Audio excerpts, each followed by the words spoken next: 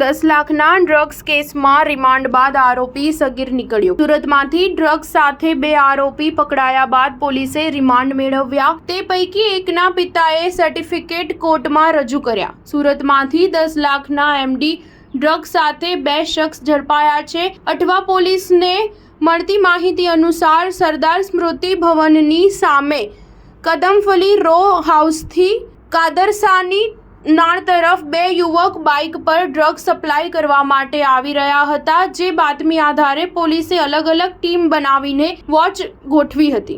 બંને યુવકો ત્યાંથી પસાર થતા પોલીસે તેને રોક્યા હતા। યુવકોની તપાસ કરતા 100 ગ્રામ જેટલું એમડી ડ્રગ્સ મળી આવ્યું હતું, જેની કુલ કિંમત 10 લાખ આસપાસ થાય છે।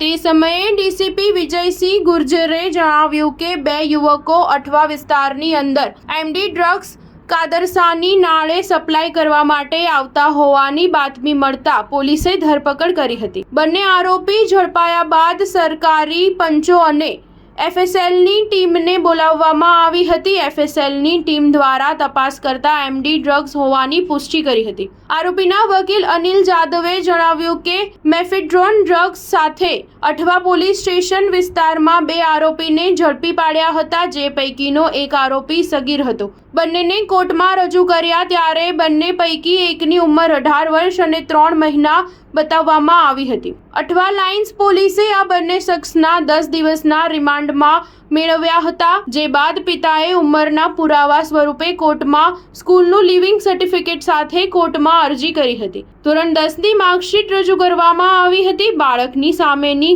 કાયદેસરની કાર્યવાહી જુવેનાઇલ જસ્ટિસ એક્ટ મુજબ કરવામાં આવે તેવી માંગ કરાઈ હતી। પોલીસે યોગ્ય તપાસ કર્યા વગર જ બાળકને મુખ્ય આરોપી બનાવીને કોર્ટમાં રજૂ પોલીસની કામગીરી ઉપર પ્રશ્નો ઊભા થયા હતા। બાળકને હાલ બાળહોમમાં મોકલી દેવામાં આવ્યો છે। સ્ટાર ન્યૂઝ 7 હંમેશા સચ્ચાઈની સાથે।